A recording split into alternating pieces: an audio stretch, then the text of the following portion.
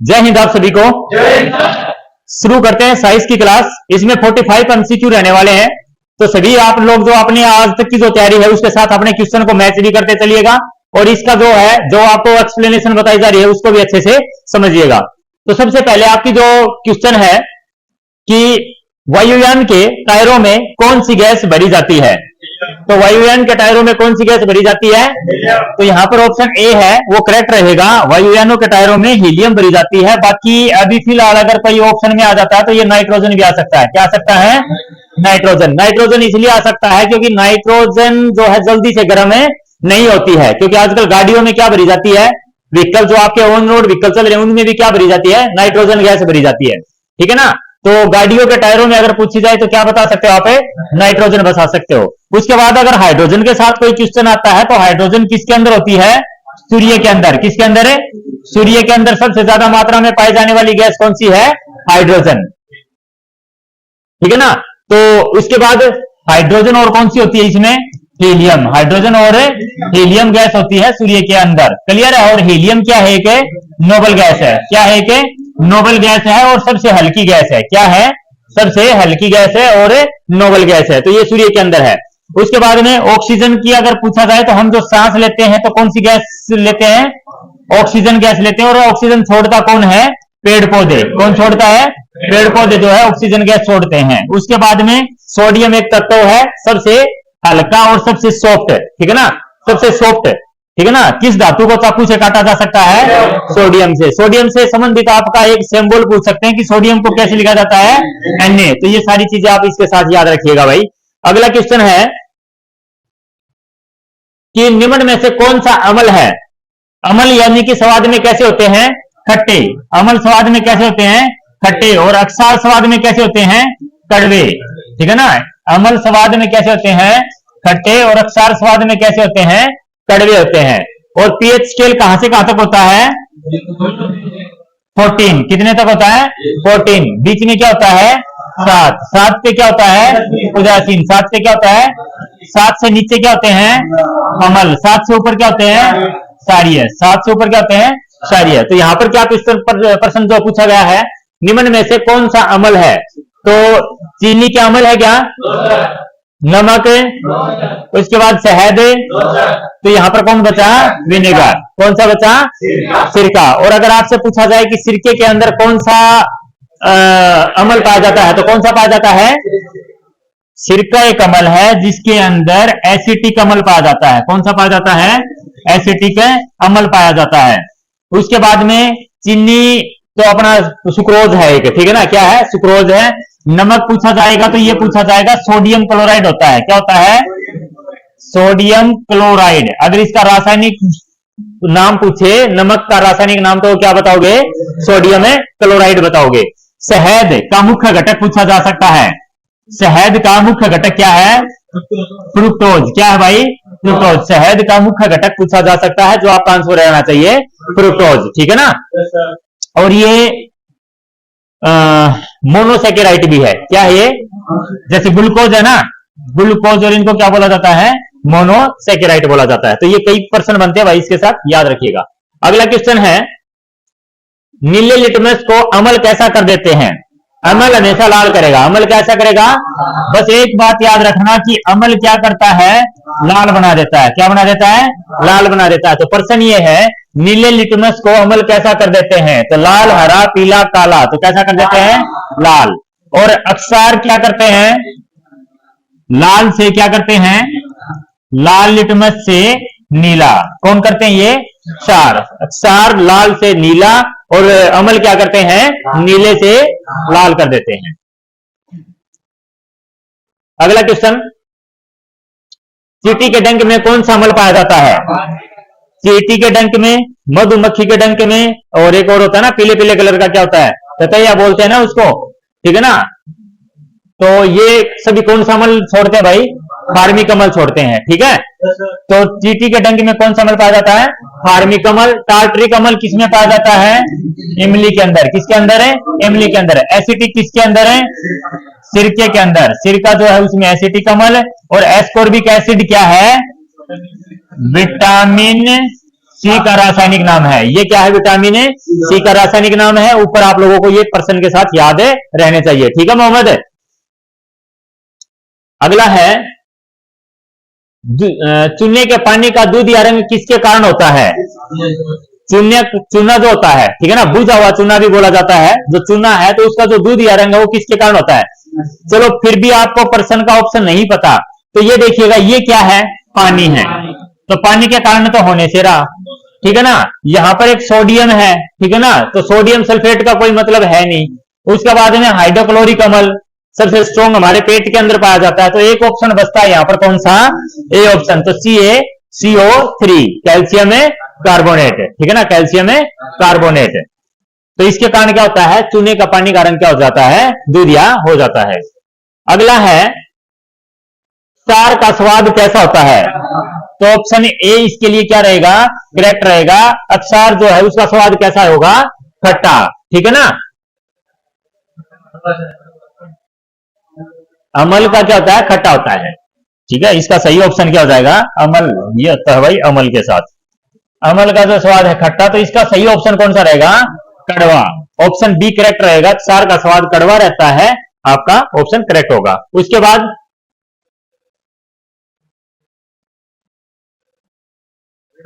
जिस रासायनिक अभिक्रिया में ऑक्सीकरण और अपचयन एक साथ संपन्न होते हैं अभिक्रिया कहलाती है। अब आपको ये नहीं पता चलेगा, इसके लिए क्या है? वैसे तो इसका ऑप्शन क्या बताया गया है यहाँ पर? ऑप्शन ए में संयोजन है, अपघटन है, उसमें रेडॉक्स और संसारण है। तो इसका सही ऑप्शन क्या होगा? रेडॉक्स होगा। भाई कोई भी अभिक्रिया होती है ना, ठीक है ना, उसके अंदर से एक तो इलेक्ट्रॉन बाहर निकलते हैं और एक क्या आते हैं? अंदर आते हैं। मतलब आयन मान के चलिएगा, आयन बाहर निकलना और आयन का अंदर आना, ठीक है ना। तो जो बाहर जाते हैं ना उनको बोलते हैं ऑक्सीडेशन। क्या बोलते हैं? ऑक्सीडेशन, ठीक है। और जो अंदर आते हैं उनको बोलते हैं रिडक्शन। क्या बोलते हैं? रिडक्शन। और कई अभिक्रिया ऐसी होती हैं जिसमें बाहर भी जाते हैं और कई कंपाउंड, कईयों के तो बाहर जाते हैं और कई क्या आते हैं? अंदर आते हैं। मतलब क्या बोला जाता है कि इनको रिएक्टेंट्स बोला जाता है। क्या बोला जाता है? रिएक्टेंट्स। रिएक्टेंट्स का मतलब होता है कि जो अभिक्रिया करते हैं, जैसे सोडियम को पानी के साथ मिला दिया, हाइड्रोजन को पानी, तो इनको रिएक्टेंट्स। तो कई बार पदार्थों को ऐसे को मिला दिया जाता है, कई ऐसे तत्वों को मिला दिया जाता है जिसमें एक तत्व में से तो क्या निकलेंगे? आयन निकलेंगे, एक में क्या आएंगे? वापिस आएंगे। तो उसको क्या बोला जाता है? रेडॉक्स बोला जाता है। उसको क्या बोला जाता है? रेडॉक्स बोला जाता है। तो इसका जो सही ऑप्शन है वो क्या रहेगा? रेडॉक्स। कुछ समझ में आया भाई? दो चीजें होती हैं, एक तो ऑक्सीडेशन होता है और एक क्या होता है? रिडक्शन। ऑक्सीडेशन में बाहर निकलना, रिडक्शन में अंदर आना। एक ही अभिक्रिया में जब दोनों काम इकट्ठे होने लग जाएं तो क्या बोला जाता है? रेडॉक्स बोला जाता है। क्या बोला जाता है? रेडॉक्स। तो इसका सही ऑप्शन क्या होगा? रेडॉक्स। भाई पर्सन देख लीजिएगा, रासायनिक अभिक्रिया में ऑक्सीकरण और अपचयन मतलब बाहर निकलना और अंदर आना दोनों एक साथ संपन्न होते हैं, तो उसको कौन सी अभिक्रिया कहा जाता है? रेडॉक्स कहा जाता है। अगला क्वेश्चन देखिएगा, शुष्क बर्फ किसको कहा जाता है? ठोस कार्बन डाइऑक्साइड को। Solid CO2। ठोस कार्बन डाइऑक्साइड को क्या बोला जाता है? शुष्क बर्फ बोला जाता है, ठीक है ना, शुष्क बर्फ। तो इसका सही ऑप्शन कौन सा होगा? ऑप्शन है ए इसका करेक्ट होगा। ठोस CO2 या ये कौन सी गैस है भाई? लॉथिंग गैस। कौन सी है? Nitrous oxide. ये कौन सी है? लॉथिंग गैस है। ये ऑक्सीजन के दो मॉलिक्यूल है और ये क्या है? पानी है। ये क्या है? पानी। अगर ये O3 होता तो हम इसको क्या बोलते हैं? ओजोन बोल देते। क्या बोल देते? ओजोन। अगर ये O3 होता तो क्या बोल देते? ओजोन। समझ में आया बात? ये शुष्क बर्फ बोला जाएगा, ये नाइट्रस ऑक्साइड है। अगला है, चाकू से कौन सी धातु को काटा जा सकता है? सबसे सॉफ्ट धातु है जिसको किसके अंदर रखा जाता है? केरोसिन के अंदर रखा जाता है। किसके अंदर है? केरोसिन के साथ। क्योंकि जब ये इसको क्या मिलेगी? ऑक्सीजन मिलेगी। क्या मिलेगी? ऑक्सीजन मिलेगी। तो ये क्या है? आग की पकड़ लेगा, ठीक है ना, जलने लगेगा। तो केरोसिन में रखा जाता है क्योंकि केरोसिन में क्या नहीं होती भाई? ऑक्सीजन नहीं होती, ठीक है ना। कई बार ये प्रश्न भी पूछ लिया जाता है कि निम्न में से किसी में ऑक्सीजन नहीं है, तो वहां पर पानी दे देंगे, ठीक है ना, पेड़ पौधे का नाम दे देंगे और इसमें ऑयल दे देंगे, केरोसिन ऑयल। तो किसी भी ऑयल में, पेट्रोल में, डीजल में ऑक्सीजन होती है क्या? अगर होगी तो आग पकड़ लेंगे, ठीक है। तो यहां पर चाकू से काटे जाने वाली धातु, इसका सही ऑप्शन कौन सा रहेगा? सोडियम रहेगा भाई। तो ये आप लोग याद रखिएगा। उसके बाद है एसिटिक एसिड किसमें पाया जाता है? किसमें पाया जाता है? सिरके में एसिटिक एसिड पाया जाता है। ऑप्शन ए इसका क्या रहेगा? करेक्ट रहेगा। बताओ ये क्या नाम अपना? आलोक। आलोक, चींटी के डंक में कौन सा अम्ल वो पाया जाता है? एसिड पाया जाता है। महेश, हाँ, ऑप्शन तो ये रहे ना।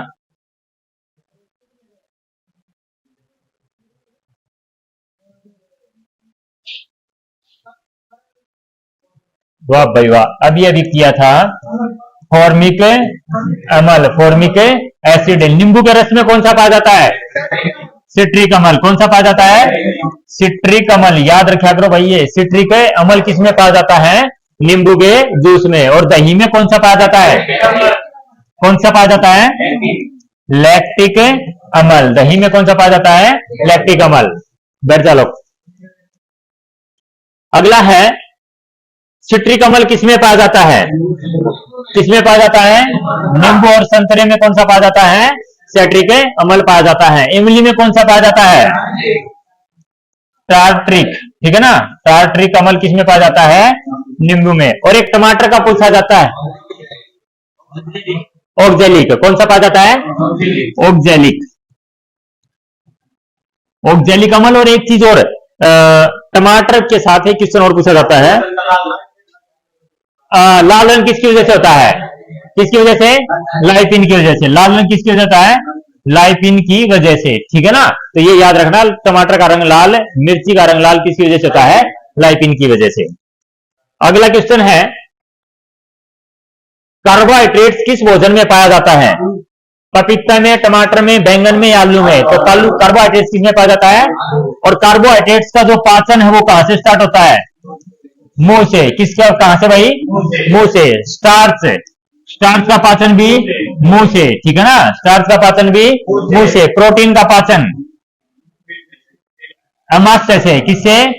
अमाशय से। वसा का पाचन छोटी आंत से। कहां से भाई? छोटी आंत से। वसा का पाचन किससे? छोटी आंत से। ठीक है ना, तो ये याद रखिएगा, प्रोटीन का पाचन अमाशय से, वसा का पाचन है छोटी आंत से। उसके बाद अगला क्वेश्चन है, लोहे में जंग लगना किस प्रकार का परिवर्तन है? भौतिक है, रासायनिक है, जैविक है, ऊष्माशोषी परिवर्तन है। रासायनिक परिवर्तन। तो भौतिक परिवर्तन में क्या होता है? कोई नया प्रोडक्ट नहीं बनता। कोई नया प्रोडक्ट नहीं बनता। जैसे पेड़ से पत्ते का गिरना, याद है ना? पेड़ से पत्ते का गिरना। और पानी से बर्फ का बनना, पानी से बर्फ का बनना कौन सा है? भौतिक परिवर्तन है। ऑप्शन ये क्या रहेगा? लोहे को जंग लगना। तो ये ऑप्शन बी करेक्ट रहेगा, रासायनिक परिवर्तन है। कौन सा परिवर्तन है? उष्मा, एक्सोथर्मिक चेंज होता है जिसके अंदर से उष्मा निकलती हो। क्या निकलती हो? जिसके अंदर से उष्मा निकलती हो, तो वो उष्माशोषी परिवर्तन होता है। बाकी आप लोग ये दो याद रखिएगा, इनसे रिलेटेड आपसे क्वेश्चन पूछा जा सकता है। अगला है, फलों का पकना कौन सा परिवर्तन कहलाता है? फलों का पकना कौन सा परिवर्तन है? कैसे आलोक? फलों का पकना रासायनिक परिवर्तन है, भौतिक है? नया प्रोडक्ट बनता है क्या है? तो फिर तू रासायनिक कैसे कह रहा है रोहित? कच्चे फल से पक्का बनता है। ठीक है ना, धीरे धीरे रासायनिक उसके अंदर अभिक्रिया होती है, वो क्या बदल जाता है उसके अंदर है, उसका टेस्ट बदल जाता है, उसके गुण बदल जाते हैं ना। कच्चा खाओगे तो अलग टेस्ट आता है, पक्का खाओगे तो अलग है। तो यानी कि फलों का पकना भी कौन सा परिवर्तन है? रासायनिक परिवर्तन है। तो ऑप्शन कौन सा हो जाएगा? ए करेक्ट हो जाएगा। ठीक है ना। उसके बाद अगला क्वेश्चन है, इमली में कौन सा अम्ल पाया जाता है भाई? टार्ट्रिक अम्ल पाया जाता है। 50 बार बता चुके हैं, अभी भी अगर गलत करोगे तो करोगे ही, फिर कोई इलाज नहीं है। परमाणु नाभिक किसने खोजा था? रदरफोर्ड ने, डाल्टन ने, आइंस्टीन ने या थॉमसन ने? तो किसने किया था भाई? रदरफोर्ड ने। रदरफोर्ड ने किसका खोज किया था? परमाणु के नाभिक की खोज की थी। ठीक है ना। बाकी इसका नाम प्रोटॉन के साथ भी जुड़ा है। रदरफोर्ड का नाम किसके साथ जुड़ा है? प्रोटॉन के साथ भी पूछा जा सकता है। और अगर प्रोटॉन के साथ अगर रदरफोर्ड नहीं है तो किसका नाम बताओगे? गोल्डस्टीन। किसका नाम बताओगे? Gold Einstein. ठीक है ना। जोल डाल्टन ने परमाणु सिद्धांत दिया था। ठीक है ना, जोल डाल्टन ने क्या दिया था? परमाणु सिद्धांत दिया था। ठीक है ना। एटम के न्यूट्रॉन की खोज किसने की थी? एटम के न्यूट्रॉन की, न्यूट्रॉन, प्रोटॉन, इलेक्ट्रॉन। सबसे पहले ये बताओ, जे थॉमसन ने क्या किया था? इलेक्ट्रॉन की खोज की थी। किसकी की थी? जेम्स चैडविक ने न्यूट्रॉन की, जेम्स चैडविक ने, रदरफोर्ड ने, और इसने गति के नियम। तो याद रखना, इन सभी ने इन चीजों की खोज की थी। लेकिन प्रश्न में अपने से क्या पूछा गया है कि एटम के न्यूट्रॉन की खोज किसने की थी? तो ये किसने की थी? ऑप्शन है डी करेक्ट रहेगा, चैडविक ने की थी। अगला क्वेश्चन, सर्वाधिक कठोर तत्व निम्न में से कौन सा है? किसका अप्रूफ है ये? कार्बन का। किसका अप्रूफ है? कार्बन का। कार्बन के कितने अप्रूफ है? एक कौन सा हो जाएगा और एक कौन सा हो जाएगा? ग्रेफाइट। कौन सा हो जाएगा? ग्रेफाइट। तो इसलिए कार्बन का सबसे जो कठोर रूप है वो कौन सा हो जाएगा? हीरा हो जाएगा। ओके, शीशा, इसका सिंबल बताइए। पीबी। क्या हो जाएगा? पीबी। टंगस्टन क्या होता है? टंगस्टन के साथ क्वेश्चन पूछा जाएगा तो उच्च गलनांक होता है इसका। क्या होता है? उच्च गलनांक। मतलब कम लाइट पर ये नहीं जलता, ज्यादा हाई लाइट को भी क्या कर जाता है? कंट्रोल कर जाता है। तो टंगस्टन किसके अंदर होता है? बल्ब के अंदर। किसके अंदर है? बल्ब के अंदर। और ये आपका लोहा है, इसका सिंबल क्या होता है? Fe होता है, और इसका W होता है। याद रह जाएगा। सबसे भारी प्राकृतिक तत्व कौन सा है? सबसे भारी प्राकृतिक, अच्छा, सबसे भारी अगर कण की बात पूछी जाए ना, अल्फा बीटा गामा दे दे, तो सबसे जो भारी जो तत्व, सबसे भारी कण अल्फा कण है। कौन सा कण है? अल्फा। याद रखिएगा भाई, अल्फा बीटा गामा। सबसे भारी कण कौन सा है? सबसे हल्का इनमें कौन सा है? लेकिन सबसे ज्यादा भेदन क्षमता किसकी है? भेदन क्षमता किसकी है? और सबसे कम किसकी है? अल्फा की। समझ में आया? तो ये प्रश्न याद रखिएगा। लेकिन यहां पर क्या पूछा है? सबसे भारी प्राकृतिक तत्व कौन सा है? यूरेनियम है, मरकरी है, सोना है, या कैल्शियम है? तो सबसे भारी जो है वो यूरेनियम है। कौन सा है? यूरेनियम। और ये क्या है? एक रेडियो एक्टिव पदार्थ है। क्या है? रेडियो एक्टिव पदार्थ है। क्या है? रेडियो एक्टिव पदार्थ। और रेडियो एक्टिविटी की खोज किसने की थी? हेनरी बैक्यूरेल ने। किसने की थी? हेनरी बैक्यूरेल ने। याद रखना, रेडियो एक्टिविटी की खोज हेनरी बैक्यूरेल ने। और रेडियो एक्टिविटी की अगर ऐसा यूनिट पूछा जाए तो क्या है? बैक्यूरेल है। इसी के साथ एक और बता दो, रेडियम की खोज किसने की थी? मैडम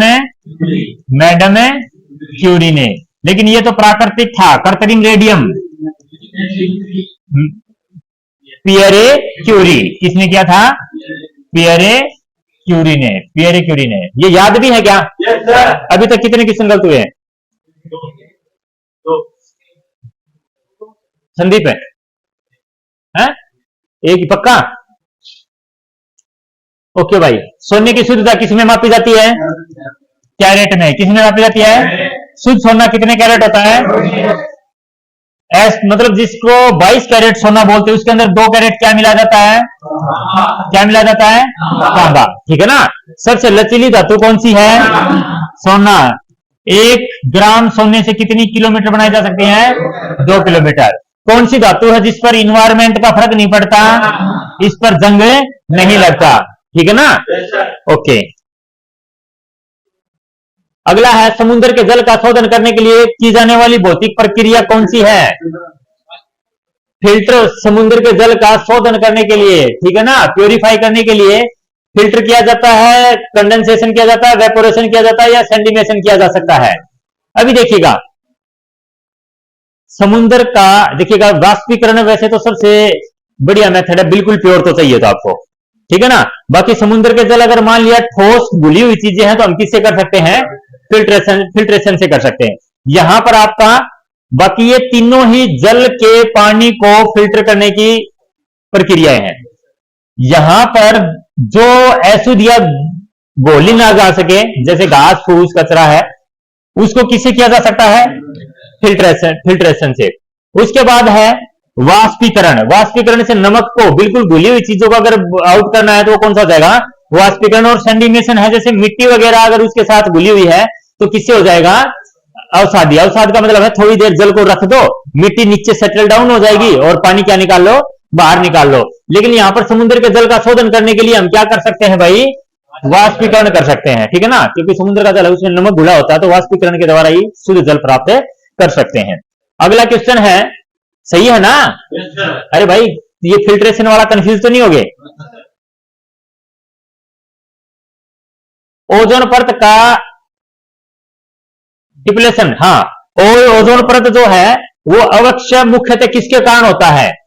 जो हवाई जहाजों में ईंधन डाला जाता है उसकी वजह से, रेडियोधर्मी किरणों से, क्लोरोफ्लोरोकार्बन से, या ज्वालामुखी विभेदन से? क्लोरोफ्लोरोकार्बन से, सीएफसी से, क्लोरोफ्लोरोकार्बन से ओजोन परत का क्या होता है? सबसे ज्यादा नुकसान होता है। और ओजोन परत का क्या है? क्या है? O3, क्या है? O3। और किससे बचाती है हमारे को? पैराबैंगनी किरणों से बचाती है। शुद्ध सोना कितने कैरेट होता है? तो इसका सही ऑप्शन कौन सा है? Option B 24। शुद्ध सोना 24 कैरेट होता है। अगला है, मनुष्य का सबसे व्यस्त अंग कौन सा है? हार्ट। हृदय मनुष्य का सबसे व्यस्त अंग है, कभी भी आराम नहीं करता। करता कभी प्रतीक है? और अगर आराम कर दे तो? हाँ, ठीक है ना। उसके बाद में सबसे बड़ी ग्रंथि यकृत। न्यूरॉन्स किसमें पाए जाते हैं? किसकी कोशिकाएं दोबारा नहीं बन सकती? किडनी क्या काम करती है? रक्त को शुद्ध करती है, लेकिन किडनी के अंदर क्या होते हैं? Electron, nephron. क्या होते हैं? नेफ्रॉन, ठीक है ना। पेसमेकर का संबंध किससे है? पेसमेकर का संबंध किससे है? हृदय से। लीवर किस चीज का निर्माण करता है? पित्तरस का। किसका भाई? पित्तरस का निर्माण कौन करता है? यकृत करता है। और पित्तरस जो है वो स्टोर कहां पर होता है? पित्त की थैली या पित्ताशय, ठीक है ना, पित्ताशय या पित्त की थैली। इसका कलर कैसा होता है? इसका कलर क्या होता है? हरा। क्या काम आता है ये? अम्लीय भोजन को क्या बनाता है? सार बनाता है। जो पित्तरस है वो अम्लीय भोजन को क्या करता है? और वसा का पाचन में भी क्या करता है? मदद करता है। वसा के पाचन में भी क्या करता है? मदद करता है, ठीक है ना। ब्रेन के अंदर कितनी ग्रंथियां होती हैं? 3। कौन कौन सी?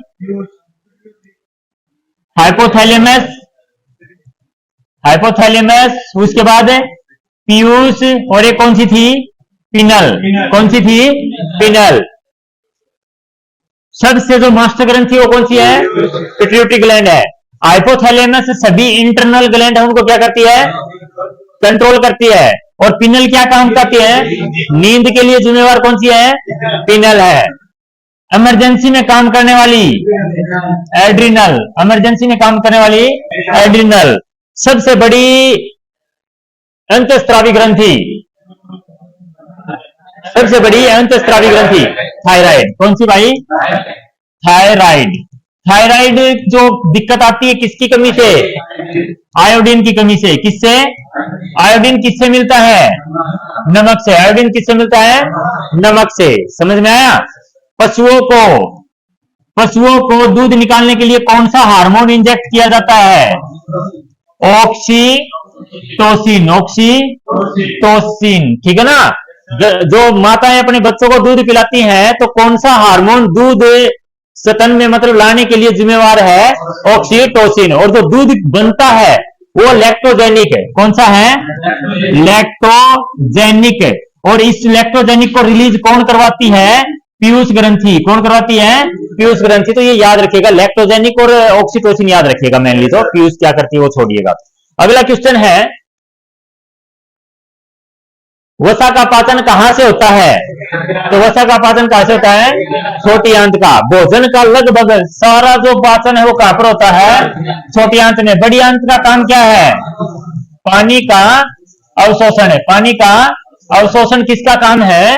बड़ी आंत का। फिर वही बात, लीवर का काम क्या है? पित्तरस का निर्माण करना। और हृदय का काम है धड़कना और ब्लड को ऑक्सीजन के मिलाकर शरीर के विभिन्न भागों में। ब्लड प्रेशर कितना होता है? 120/80। 120/80। 20 जाने की स्पीड, 80 आने की स्पीड। क्लियर है? शरीर के अंदर जो खून जाता है, रक्त जाता है, वो किसके द्वारा जाता है?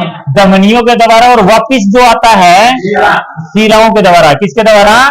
शिराओं के द्वारा। ये बातें याद रखना भाई। अगला क्वेश्चन है, भोजन का पूर्ण पाचन किसमें होता है? छोटी आंत में। किसमें होता है? छोटी आंत में। भोजन का पूर्ण पाचन जो है छोटी आंत में होता है। अगला क्वेश्चन, चावल में कौन सा विटामिन पाया जाता है? देखिएगा भाई, विटामिन सी होने से रहा, विटामिन के भी नहीं होगा, विटामिन डी भी नहीं होगा, तो बचा कौन है? Vitamin A. तो चावल में कौन सा पाया जाता है? अगर आपसे विटामिन ना पूछ के ये पूछ ले कि क्या पाया जाता है, तो इसमें कार्बोहाइड्रेट्स पाया जाता है। क्या पाया जाता है? कार्बोहाइड्रेट्स। और कार्बोहाइड्रेट्स का क्या है? C6H12O6 है। कार्बन, हाइड्रोजन, ऑक्सीजन की मात्रा ये किस रेशो में है? 1:2:1 में है। याद रखिएगा। मैं याद रखूं या आप भी याद रख रहे हो? अगला है, सांस लेते समय वायु सबसे पहले कहां प्रवेश करती है? नासिका यानी कि नाक में। और नाक से याद आया कि इसके ऊपर जो नाक के ऊपर ग्रंथि होती है वो कौन सी होती है? सेबेकियस। ठीक है ना? कौन सी ग्रंथि होती है? सेबेकियस ग्रंथि होती है। क्लियर है? द्रवी विखंडन किसमें होता है? द्रवी विखंडन किसके अंदर होता है? पहले ऐसे होता है, फिर अगर नई अमीबा बनेगी तो ये ऐसे हो जाता है, फिर थोड़ी देर के बाद ये ऐसे हो जाता है, और फिर ये ऐसे हो जाता है, और फिर दो नई अमीबा नई बन जाती है। तो ये होता है द्रवी विखंडन। क्या होता है? द्रवी विखंडन। तो द्रवी विखंडन किसके अंदर होता है? अमीबा के अंदर होता है। मेंढक के हृदय में कितने होते हैं? 3 है।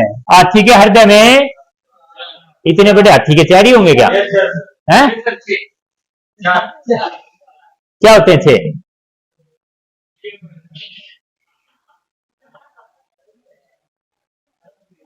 चार होते हैं भाई। कितने होते हैं? 4।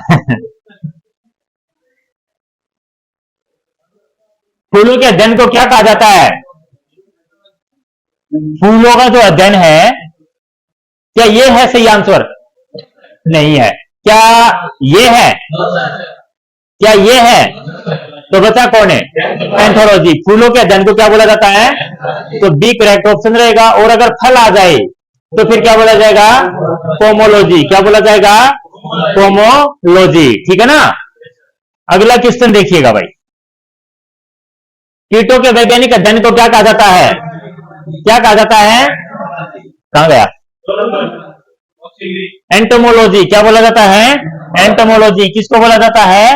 कीटों के अध्ययन को बोला जाता है। अगला है, रेशम कीट पालन को क्या कहा जाता है? क्या कहा जाता है? रेशम का कीट पालन। ठीक है, या रेशम की खेती जो है वो क्या बोली जाती है? सेरिकल्चर। तो एप्टीकल्चर क्या होता है? मधुमक्खी। क्या होता है? मधुमक्खी। फल फूल साग सब्जियां, फल फूल साग सब्जियां फ्लोरिकल्चर फूलों से होगी। फ्लोरिकल्चर है फूलों से। अगला क्वेश्चन है, मधुमक्खी का अध्ययन कहा जाता है? एपीकल्चर। ऑप्शन है सी होगा क्लियर। उसके बाद पिसिकल्चर है। पिसिकल्चर क्या हो जाएगा? मछली। ठीक है ना? टिश्यू कल्चर, टिश्यू का अध्ययन होता होगा। ठीक है ना?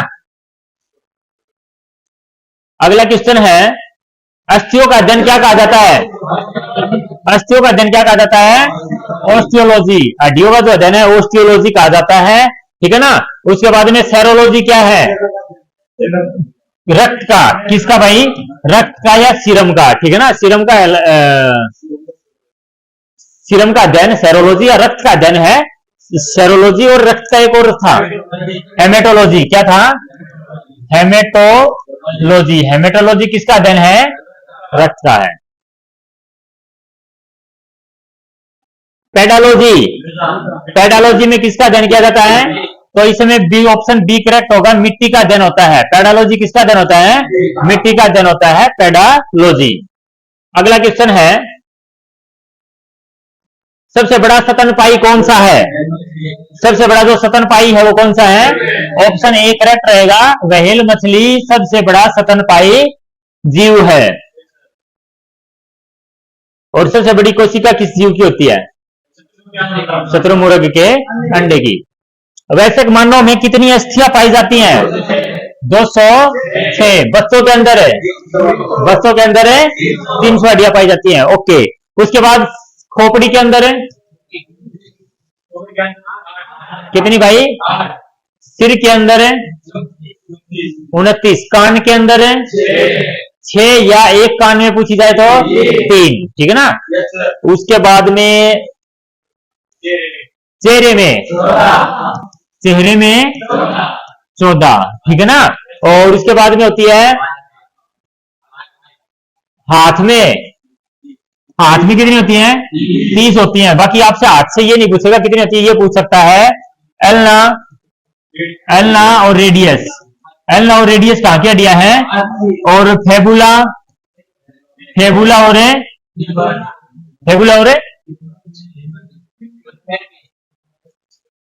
टीबिया, क्या हो जाएगा? टीबिया और फेबुला कहाँ की है? पाँव की है। उमरस कहाँ की है? हुमरस कहाँ की है? हाथ की। और फीमर कहाँ की है? मनुष्य के शरीर की सबसे बड़ी हड्डी, मनुष्य के शरीर की सबसे बड़ी सबसे मजबूत मांसपेशी जबड़े की मांसपेशी, सबसे मजबूत मांसपेशी, सबसे छोटी हड्डी कान की हड्डी। अगला है मनुष्य की खोपड़ी में कितनी हड्डियां होती हैं? तो फिर आ गया भाई ये 29 हड्डियां होती हैं मनुष्य की खोपड़ी में। अच्छा भाई ठीक है, खोपड़ी पूछा था ना, तो खोपड़ी में कितनी होती हैं? तो यहां पर भाई 29 ही ऑप्शन दे रखा है, बाकी कितनी होती हैं? 8 दे रखा है। लेकिन अब ऑप्शन में है नहीं तो आप फिर किस पे टिक करके आ जाना? 29 पे करके आ जाना, ठीक है, वरना मिलेगा 8। ऐसा नहीं है कि अपने जैसे ही है बनाने वाले। मनुष्य के शरीर में पसलियों की संख्या कितनी होती है? हाँ 12। कितनी होती है भाई? ठीक है ना, 12 पसलियां जो होती है 12 होती है। पसलियां के कितने जोड़े होते हैं? तो 12 और टोटल पसलियां कितनी होती हैं? 24। और मांसपेशियां कितनी होती हैं? मांसपेशियां होती है 639, 639। अगला क्वेश्चन है मानव शरीर में सबसे मजबूत मांसपेशी कहां होती है? जबड़े में। कहां पर होती है भाई? जबड़ी में। और लोकजा किसकी अंतिम चरण है? टेटनस बीमारी का अंतिम चरण है। लोकजा टेटनस बीमारी का अंतिम चरण है। अगला क्वेश्चन है मानव शरीर में पाचन का अधिकांश भाग किस में संपन्न होता है? तो ये हम पहले भी कर चुके, छोटी आंत में। अगला है लार निम्न में से किसके पाचन में सहयोग करती है? स्टार्च के पाचन में क्या करती है? सहयोग करती है लार। और एंजाइम एक है, विटामिन है, बैक्टीरिया है, बायो उत्प्रेरक है और वायरस है। तो ये भाई क्या है? एंजाइम क्या करते पता है? ये है बायो उत्प्रेरक। एंजाइम क्या काम करते हैं? भोजन पचने लग रहा है, एंजाइम उसमें मिलकर भोजन को और तेजी से क्या कर देंगे? पचना में मदद करते हैं। उत्प्रेरक होते हैं किसी भी चीज को उसको बढ़ा देना। कोई काम होने लग रहा है, कोई पाचन होने लगा तो उसको बढ़ा देना। यानी कि किसी भी रासायनिक अभिक्रिया को बढ़ाने के लिए किस चीज की जरूरत होती है? उत्प्रेरक की जरूरत होती है, कैटालिस्ट की जरूरत होती है। तो हम ये क्या बोलेंगे कि एंजाइम क्या है? बायो उत्प्रेरक है। ये चीज याद रखना कि उत्प्रेरक होते क्या है? रासायनिक अभिक्रिया को बढ़ाने में मदद करते हैं। अगला क्वेश्चन है मानव शरीर की सबसे बड़ी ग्रंथि कौन सी है? कौन सी है भाई? मानव शरीर की सबसे बड़ी ग्रंथि ये तीर्थ है। उसके बाद है फंक ने निम्न में से किसका आविष्कार किया था? तो कैशमियर फंक ने किसका आविष्कार किया था भाई? विटामिन की खोज की थी कैशमियर फंक ने। उसके बाद अगला क्वेश्चन है विटामिन क्या होते हैं? कार्बनिक होते हैं, अकार्बनिक होते हैं, जीवित जीव होते हैं, इनमें से कोई? तो ये होते हैं कार्बनिक यौगिक। क्या होते हैं? कार्बनिक यौगिक। विटामिन से कार्बनिक यौगिक होते हैं। और अभी चलिएगा सबसे लास्ट क्वेश्चन आपका 45। ट्रेकोमा रोग किससे संबंधित है? किससे है भाई? आंख से। आंख से कौन कौन सा है? ग्लूकोमा रोग है, ठीक है ना। उसके बाद में मोतियाबिंद है, कौन सा है? मोतियाबिंद है। उसके बाद में रतौंधी है, कौन सा है? रतौंधी है। और भी है भाई, निकट दृष्टि दोष, दूर दृष्टि दोष तो होता ही है, जरा दृष्टि दोष है, ठीक है। तो ये सारे किससे संबंधित रोग हैं? आंख से संबंधित रोग हैं। आंख में कौन सी ग्रंथि पाई जाती है? मेइबोमियन। कौन सी? मेइबोमियन और लेक्राइमल। कौन सी? लेक्राइमल। ये दो ग्रंथियां आंख में होती है, याद रखिएगा। तो आपसे कुछ भी पूछा जा सकता है, लेकिन पूछेगा इन्हीं क्वेश्चनों से संबंधित। तो आज का ये जो आपका टॉपिक हुआ, क्या हुआ, कंप्लीट हुआ भाई। 45 क्वेश्चन थे साइंस के, और एक क्विक रिवीजन है। आपका एग्जाम है हाल ही में 22 अप्रैल से है, तो तैयारी अच्छी करिएगा। उसके बाद एक और क्लास करेंगे, ठीक है ना। तो तब तक के लिए जय हिंद।